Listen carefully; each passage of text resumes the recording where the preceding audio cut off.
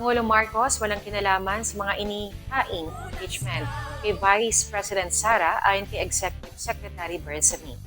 Naglabas po ng pahayag sa Executive Secretary Lucas P. Bersamin kung saan sinabi po nito na ang impeachment complaint na inihain sa House of Representatives ng ilang pribadong mamamayan ay malinaw na independenteng inisyatiba ng mga nagre-reklamo at ang pag-endorso nito ay karapatan ng sinumang kinatawan.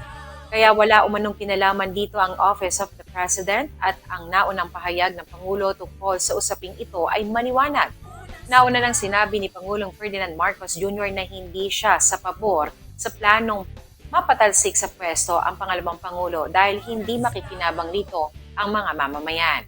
Natanggap ng House of Representatives ang unang impeachment complaint laban kay Vice President Sara Duterte noong December 2 na inihain ng koalisyon ng mga civic organization na inendorso ni Akbayan Representative Percy Sendaa.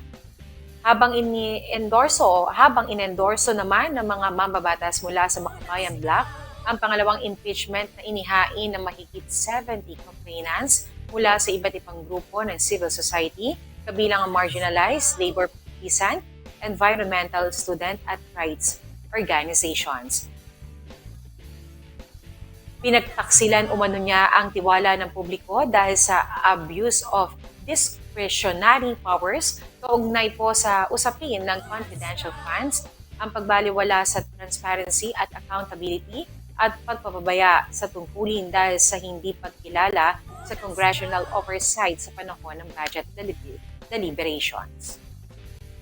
At dito nga, Joby, matapos nga ang kali-kaliwang complaint mula sa iba't ibang mga departamento, nagbigay ng paalala si Pangulong Bongbong Marcos Jr. na huwag nang ituloy yung paghahain ng impeachment complaints. At syempre paliwanag po ng Pangulo, maaari lamang itong makagulo sa dapat na ginagawa ng gobyerno para sa kapakanan nating mga Pilipino.